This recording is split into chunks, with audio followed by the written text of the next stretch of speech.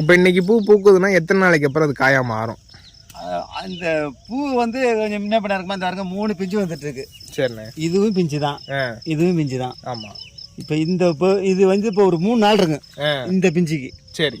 இப்போ அடுத்து வந்து இப்போ இது வந்து இப்போ 2 நாள் இருக்கும். சரிண்ணே. இந்த பூவணி மலர் இது வந்து இந்த அளவுக்கு இந்த பிஞ்சு இது உடைக்கிறது வந்து இன்னும் ஒரு 5 நாள் ஆயிரும். 5 நாள் ஆகும். 5 நாள் ஆயிரும். இது 3 நாளே உடைச்சிடலாம். சரி.